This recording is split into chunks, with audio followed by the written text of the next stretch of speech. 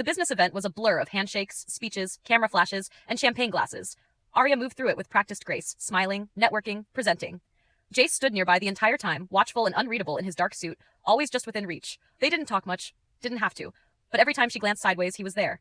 And she didn't feel so alone. Later that night, quiet streets, just the two of them. The city had quieted.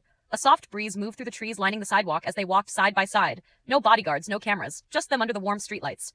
Her heels clicked softly against the pavement. "I'm exhausted," she murmured. "You didn't show it," he replied. She smiled faintly, pulling her jacket tighter. "That's the trick." They fell into silence again, comfortable but charged. Then, after a long pause, she looked over at him and said, "You didn't say anything tonight." He raised an eyebrow. "About what? You know." She turned her eyes forward again. "The dress. Me. Anything." He glanced at her. "You looked." He hesitated, then added, low and honest, "Beautiful." She stopped walking. He stopped too. Their eyes met under the yellow glow of the streetlight. Neither of them moved. And in that pause, with only the sound of wind rustling the leaves, it felt like something shifted again. They stood there, frozen beneath the streetlight, eyes locked, hearts too loud, and then plink. A single raindrop landed on Arya's cheek. She blinked, looked up, another. Then suddenly, it poured. Thummy thunder cracked far off in the distance as the sky opened, drenching the street within seconds.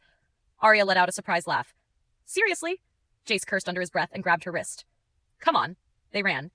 Down the block, across the lobby, through the elevator, laughing, breathless, soaked to the bone. By the time they reached her hotel room, their clothes clung to their skin, hair dripping. She fumbled with her keycard, laughing through her teeth. "This is so not how I pictured ending the night." He didn't say anything, just kept looking at her, rain running down his jaw, shirt plastered across his chest. Inside her room. She walked in first, kicking off her heels with a sigh. "I need a towel, or 5. He stepped inside a moment later, closing the door behind them.